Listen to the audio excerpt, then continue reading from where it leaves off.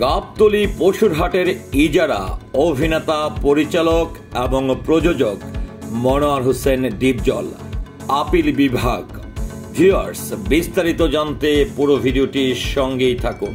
কুরবানির ঈদকে সামনে রেখে এবছর রাজধানীর গাবতলী পশুরহাটের ইজারা চলচ্চিত্র প্রযোজক ও অভিনেতা মনোয়ার হোসেন ডিপজল ওরফে ডিপজলকে দিয়ে চেম্বার আদালতের আদেশ বহাল রেখেছেন আপিল বিভাগ।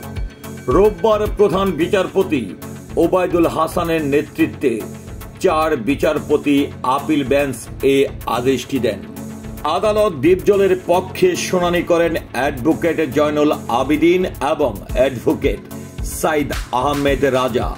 অপর দরদাতা লুৎফর রহমানের পক্ষে শুনানি করেন আইনজীবী ফিদা এম কামাল, প্রবীণ নিয়োগী ও শাহ মঞ্জুরুল হক। পরে অ্যাডভোকেট জয়নুল আবেদিন বলেন, গাবতলীর পশুরহাটের টেন্ডার ডিপজল প্রথম হয়েছিলেন। দ্বিতীয় পজিশনে ছিলেন লুৎফর রহমান নামের এক ব্যক্তি। এপ্রিল মাসে তিনি রিট করলে হাইকোর্ট তাকে গাবতলী পশুরহাটের ইজারা দিতে নির্দেশ দেন। চেম্বার আদালত হাইকোর্টের আদেশ স্থগিত করে সর্বোচ্চ দরদাতা মনোয়ার হোসেন ডিপজলকে গাবতলী হাটের ইজারা দিতে নির্দেশ দেন। আজ চেম্বার আদালত আদেশ বহাল রেখেছেন আপিল বিভাগ।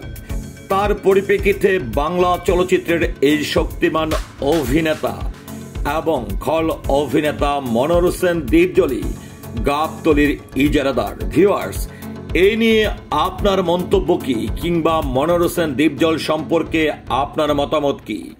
আশা করছি কমেন্টের মাধ্যমে জানাবেন। সেই সাথে পুরো ভিডিওটির সঙ্গে থাকার জন্য অসংখ্য ধন্যবাদ। আল্লাহ হাফেজ।